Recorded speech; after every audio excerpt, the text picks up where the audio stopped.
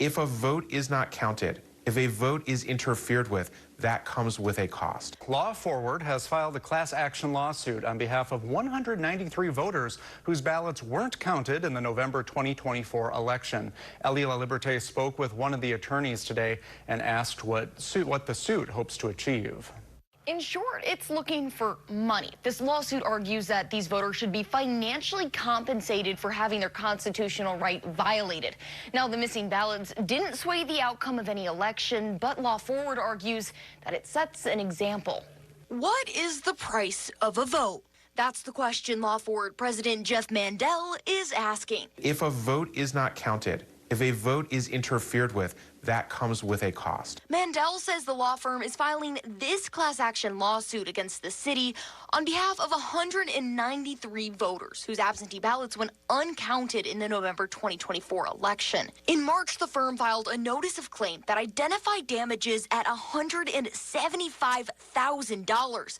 But the suit filed Wednesday will have a jury decide that actual dollar amount. These are people who took the time, made the effort, did everything right, and submitted absentee ballots, and through no fault of their own, the city of Madison failed to count their votes. Now, the lawsuit's 8 plaintiffs claim officials failed to take action to have their votes counted, citing an investigation from the Wisconsin Elections Commission. One of the things that I believe in very strongly is the importance of maintaining the integrity of our elections. The WEC chair, Ann Jacobs, says when some of the missing ballots were discovered, there was still time to have the votes counted.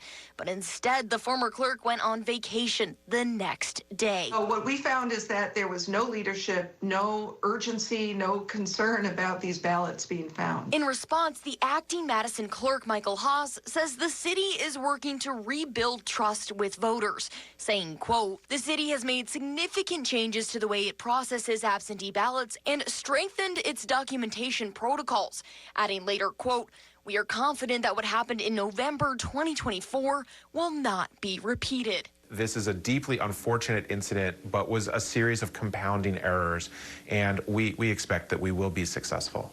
Mandel tells me the city now has 45 days to show up and respond in court to this suit, but it could be about a year or even longer before we see this case go to trial.